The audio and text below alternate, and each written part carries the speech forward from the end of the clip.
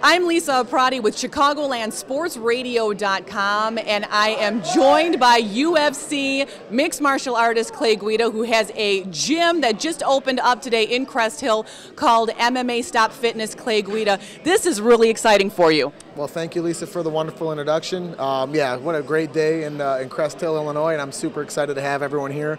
All the fans have been very patient. I appreciate you guys featuring us on your show, and it's great to be here. So tell me what people can expect by coming to this fitness center.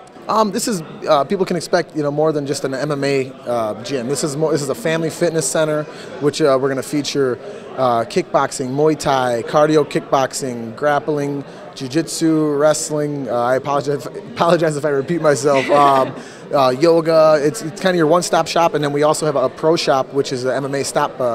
That's the MMA Stop part of it, and where you can buy all the top-line names of the mixed martial arts industry for retail: Silver Star, Tap Out, Hayabusa, Combat Sports. The list. And of course, your T-shirts. Oh yeah, the Clay Guida signature shirts too will be all over the place. But yeah, you can get anything from mouth guards to shin pads to headgear to shorts to pretty much whatever you need. And there's women's and men's clothing, stylish stuff for every day, and then stuff to wear when you train. Let's talk a little bit about some of the fights that you've had and just your style of fighting. I mean, obviously your wrestling is ground and pound, and you've been extremely successful with that. But really, you've kind of changed it up lately, especially with the fight against Gomi. Tell me a little bit about how that turned out, and are we going to see you do more stand-up? Oh, well, my fights as of late, we've won our last 3 after coming off 2 tough losses to Kenny Florian and Diego Sanchez. I've been training out in Albuquerque, New Mexico at Greg Jackson's Mixed Martial Arts with Mike Winkeljohn as my striking coach. Greg is just the guru of all-around mixed martial arts. So there's been just more structure in my training.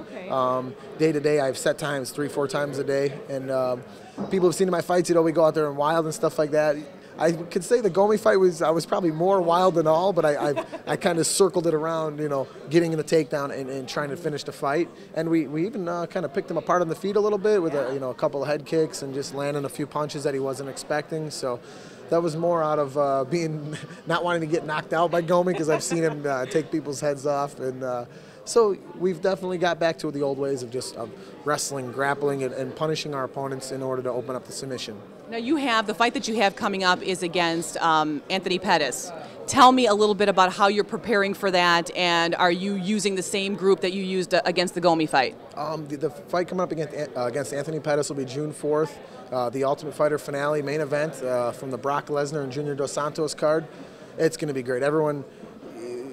Anthony became a superstar overnight with the kick heard around the world, the Matrix kick, whatever you want to call it. And when he beat Benson Henderson, he was the last WEC champ, and I'm going to welcome him to the UFC, but I don't think it's going to be a very kind welcome. Yeah, we're just getting back to the old ways. Wrestling is going to win this fight. Every round starts on the feet, so we're going to have to stand and trade for a little while, but I've become a much smarter fighter. Now, you've actually had some close decisions in your earlier fights. Some might say they were unfair decisions, especially against Thomas and Griffin. Would you want rematches against these guys? You know what? I think that a rematch down the road, I'd be more satisfied against Kenny Florian, because that wasn't my best performance by any means. And those other fights, could have gone either way, but I've known in wrestling growing up and in other sports, don't leave it up to the referees. Don't leave it up to the judges. You go out there, you fight hard, you wrestle hard, you train hard all the time, and it shouldn't go into the hands of anyone else but yourself. You've had such an incredible career. You still have a lot more years ahead of you. But when this is all said and done, where do we see Clay Guida? Are you going to be training guys, up-and-coming guys? When the Clay Guida career is all said and done, I'm hoping to have several chains of wrestling schools, of MMA Stop Fitness, Clay Guida franchises all over the country. We'll start with Illinois, but I'm just super excited right now. This is it's our first gym. This is the fans' gym. This is my friend's gym more than mine. It's just super excited, and it's a great time in the sport right now. Well, Clay, it's been wonderful. Thank you so much for taking the time out. He's got such a line here; it's ridiculous. So I really appreciate the few minutes. My pleasure, Lisa. Thank you guys so much, and go Bulls. Go Bulls, and hey, go Clay Guida. You have to stop by here, MMA Stop Fitness. Clay Guida, you're going to absolutely love it. It's over in Crest Hill. 16101 Weber Road, Crest Hill, Illinois. Check it out. And I'm coming to you from ChicagolandSportsRadio.com. I'm Lisa Aprati, and thank you so much for joining us.